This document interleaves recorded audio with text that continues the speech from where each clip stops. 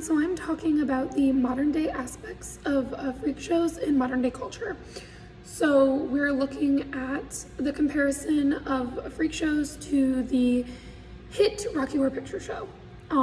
It was originally done in 1975, but a remake came out in 2016. So the principles of the Bogdan article are kind of important to lay this out. It looks at the history, the business, and the structure of freak shows. So this is through guides, barkers or talker, the bally, and the lecturer.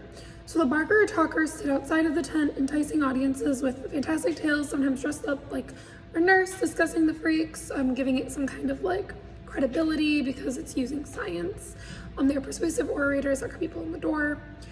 The bally was a sample performer, so that's kind of like the teaser to what's coming like into the space.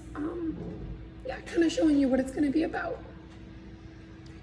And the lecturer is the authority figure, so it describes to the audience what they are seeing, whether it's exotic, tragic, and they take you throughout all of the exhibits. So how does this compare to Rocky Horror Picture Show? Well, the barkers and sample performers are outside in the lobby of the movie theater explaining the horrors inside with characters being in character.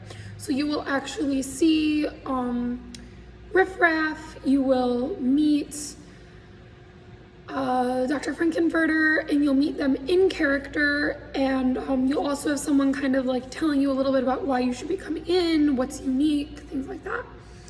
And then the lecturer is the man who gives the rules about the show once you actually enter the space.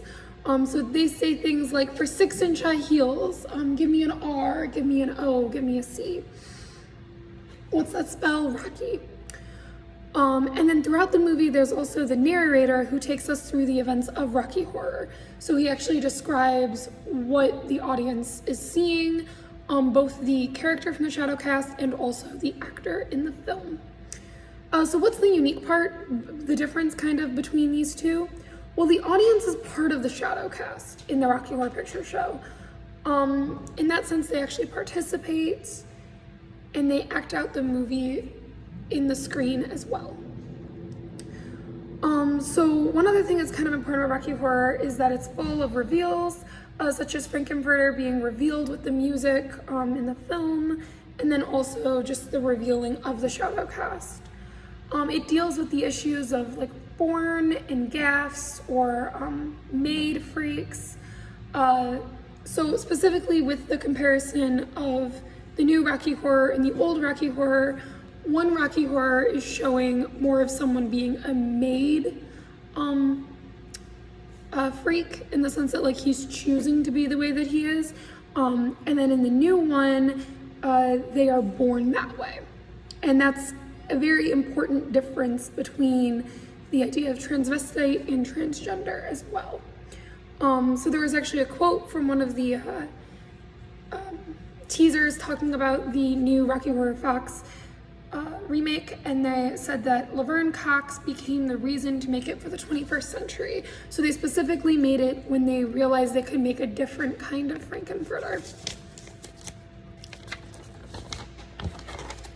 And then finally, the community interaction, I think, is one of the most important things that compare these two. So my local Rocky Horror Picture Show cast has a group page on Facebook, Completely Crazy Live Cast for the Rocky Horror Picture Show, and they post videos, photos about COVID-19, and like just a community, and creates like a space of solidarity.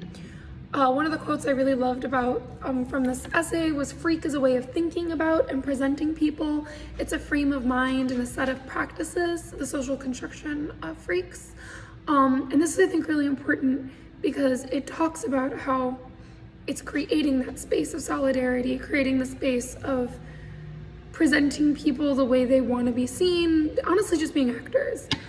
They also both sold merch, so this is ways of getting to know the characters' stories and interacting with them better.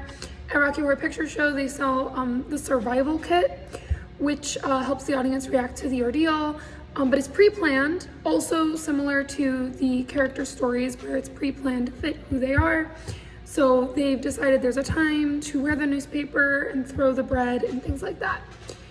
And they both have a desire to live as a trooper. They both live as like traveling troops. There's lots of different Rocky Horror Picture shows. They're all local.